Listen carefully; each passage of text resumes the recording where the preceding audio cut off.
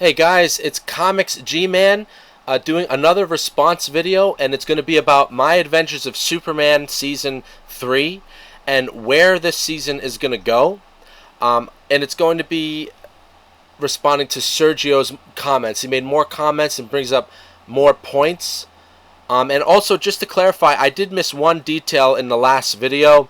Sergio, at one point, he was talking about how in the intro of My Adventures of Superman, you see John Kent, Lois, and Clark are looking at him, and he disappears during the intro. And for some reason, that didn't click with me until after I made my first response video to Sergio. And Sergio is actually 100% right. I think they are showing us there that John is going to sacrifice his life, that timeline of himself and everything that he knows. He's going to sacrifice that so he could save John and Lois in this timeline. And I think that actually answers my multiverse question, because clearly they're showing you then that you can't change a timeline. That you can't just make another multiverse, right? Like, the multiverses are one way. So in this multiverse, Lois and Clark are supposed to be killed by Hank Henshaw's Cyber Superman. But in this, John is trying to come back and is going to try to fix this timeline. So I think that actually answers my question. So Sergio, great catch on that. I might have been drinking too many beers that day, so that might have slipped with me. So good eye there. So let's go off more on what Sergio says here in this response video. He comments, regarding My Adventures with Superman, I hope the 4th season covers these key points. Number 1. Did Brainiac destroy Krypton? As you know, he used the planet's most powerful weapon against it. Upon activation, it deployed a black triangle, a shape that in some series represents the Phantom Zone. No, you're absolutely right, man. In most of the comics, most of the series, and even the movies, the Phantom Zone is like mostly a triangle-like shape. So I think you might be right about that. Also, both Jor-El and Brainiac are familiar with kryptonite. Remember, the kryptonite Lois had came from a different universe, not her own. And that's going back to when we were talking about all the Team Loises that were trying to fight Superman. So that's back from that episode. So then this implies it is known as a toxic mineral rather than a sign of Krypton becoming unstable as seen in most adaptations. It is highly probable that it no longer exists following Krypton's, or as they say, Krypton, right? Krypton's alleged destruction. If indeed the planet was truly destroyed. Yeah, that's a good point. So, do you think they might do a twist where Jor-El and Lara are still alive? Because they did show a lot of them in Season 2, even though that was like in a virtual reality episode. And also the AI, I think it was AI that where Jor-El, he's talking to Jor-El throughout the first season. But maybe they might do a twist. Like, maybe that version of Jor-El talking to Kal wasn't an AI. What if it's like a transmission of the real Jor-El and he's still alive, like out there, like, and it's like you know what I'm trying to say there? I mean, maybe they might do a twist like that this time instead of keeping the parents dead. That'd be kind of cool. Although, I mean, that won't be keeping in tradition, but, you know, My Adventures of Superman does a lot of different things, and that's actually one of the things that I like about My Adventures of Superman. Besides episodes 1, 2, and 3 of Season 4 being the worst, Season 3 being the worst episodes of the entire series, which is not, like, horrible, because for me, Season 1, like, 90 to 95% of that show was fantastic. Season 2 was 100%, dude. Like, Season 2 was peak. So, of course, it is a little hard to try to keep up with Season 2, how great Season 2 was for me. But now I think Season 3 might just pull it off now.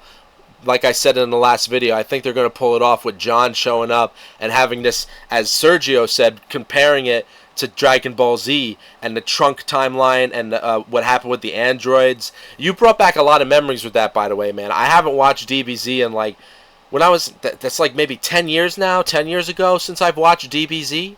Like, I mean, a lot. I used to watch it a lot. Like, in high school, me and my friends, we loved everything Dragon Ball Z. And that was before all the new stuff, right? Like I don't even know what's going on with Dragon Ball anymore. I haven't kept up with it, you know. I think the last thing I ever saw was Battle of the Gods, the one with the Egyptian character. But I do remember the Trunks and Android battle, Cell, Majin Buu, everything. Vegeta was my favorite saga with Vegeta, the Saiyan saga. To me, the Saiyan saga was peak, and Frieza was good if you don't count like the dragging out of it, which I know it's pretty infamous for at the time. But the Saiyan saga, like with when Raditz comes in, Vegeta, like I don't know, dude. That was so good. I have such fond memories of that, and like that scene where Vegeta is talking to Goku, like where they Frieza killed everybody, and Goku is like talking to Vegeta. Remember, Vegeta was like butt naked. He was butt naked, but then like you see like Bardock, and you see like all of the Saiyans that were genocided by Frieza. And they're like saying, I don't remember what they were saying, but it was like, you have to do this for the Saiyans. And how like this beautiful music, man. So like, yeah, dude, like that'd be pretty cool if they do something like the Saiyan saga, or even the Trunk saga with some of its cool stuff in there. But yeah, dude, oh man, you brought back so many memories of DBZ. I'm not gonna go back and watch DBZ because I'm just too much into the DC stuff at the moment. But yeah, man. So let me keep going off of what Sergio is saying. Number 2, the appearance of Darkseid so far, we've only seen a cameo of his Omega beams killing 3 Kryptonian soldiers. Right. Yeah, they got to bring in Darkseid. No, I think eventually Darkseid has to come in. Whether he's going to be like, I mean, would you... He's not the Frieza, because, I mean, dude, Darkseid is like superior. He would kill Frieza in an instant, right? I mean, I hate to bring up anime and Dragon Ball Z and compare that to like Superman comics, but like Sergio, obviously you're like a huge Dragon Ball Z fan, and you probably know way more than I do. I don't know, you're probably watching like the newer stuff, so you know more than I do. In comparing the DC and Dragon Ball Z, where would you place Darkseid as a villain compared to Dragon Ball Z? Who would be like a formidable foe, or who in the Dragon Ball universe would actually destroy Darkseid? If there even is a character like that in Dragon Ball, I'm sure there is. You know, you could let me know, and anybody else with the who wants to talk about it, let's talk about it. But yeah, Darkseid eventually has to show up, dude. I mean, he's like Superman's big bad. He's the Green Goblin to Spider-Man. Like, you know what I mean? You can't have a Superman show without Darkseid showing up eventually. I mean, I don't want them to do Doomsday. I haven't seen any... I don't know if they're going to do something with Doomsday eventually. I don't want Doomsday because I just feel like I've seen enough of Doomsday. I never get tired of Darkseid. There's just so many cool things you could do with Darkseid, because like then you could incorporate the Fourth World, Apocalypse, you know what I'm saying? The New World, the New Gods. So like there's so many cool stuff that you could do with Darkseid. So I'm hoping they do something really interesting with Darkseid. So yeah, good point on the Omega beams showing up. Number 3, the identity of the Kryptonian warrior from Day Zero. As you know, he was a renegade who attacked Earth 23 years ago, when Clark was just a baby. Bizarro is a clone of that warrior, but given the resemblance to Superman, the warrior might be Kruel, cousin to Jor-El and Zor-El. Alright, I like where you're going with that. Yeah, dude, okay. What's that? What show is that one from? Is that from one of the animated movies? Oh shit. Kruel. Sounds like Cruella de Vil, doesn't it? Cousin to Jor-El and Zor-El, since he is the only member of that house known for committing evil acts. Great reference, man. Fantastic. Number 4. See, this is what I'm looking for on my channel. I'm looking for comic book fans who even know more than me. I'm totally open to that, because like I want to learn stuff from you guys. I want to learn what makes you tick about these things, what interests you.